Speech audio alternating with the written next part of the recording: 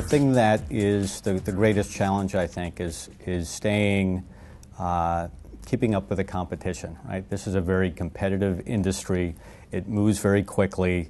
So, being responsive to the market and to your customers is really the key. From where I sit, we're competing with how people interact with the internet. So social networks are our competition. Real-time web applications like Twitter are our competition. Search engines are our competition. Mobile applications sitting on the iPad where you never ever see a top-level domain associated with an app are our competition. And so the competition space is much, much broader. So again, understand what your audience is looking for and be able to supply that. Your product needs to be able to adapt to the environment.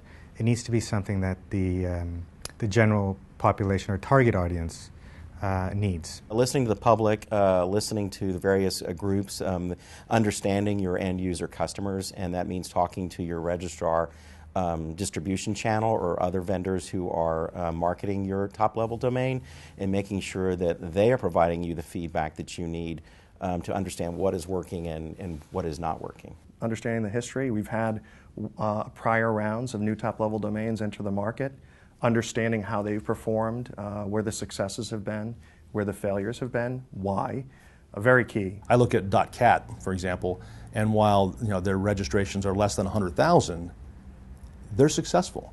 They've really delivered upon bringing an identity to the internet for the people that live in Catalonia. But we have to focus on how to respond to the needs of the community.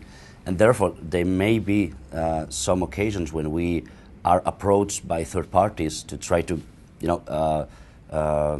bring new services or different values to .cat, and we have to understand which belong to the identity of our TLD and which do not. The success factor, the critical success factor for any new TLD is going to be its ability to position itself against a niche that has need and sell it properly so that a solid quantity of names sell to meet the objectives of the TLD, and a solid number of those renew every year, so you can continue to build the business year after year. If you're not planning to sell domains, so for instance, if you're a .brand or you're using things for internal use, what you really need is purchasing skills, is the ability to find the right service provider, negotiate the right contract.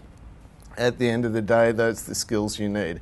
However, if you want to sell domains, then the skills that you're really looking for are multi-channel sales and marketing skills, because basically everything else can be subcontracted out, but the success or failure of your business is going to lie on your revenues, and your revenues are completely derived from sales and marketing.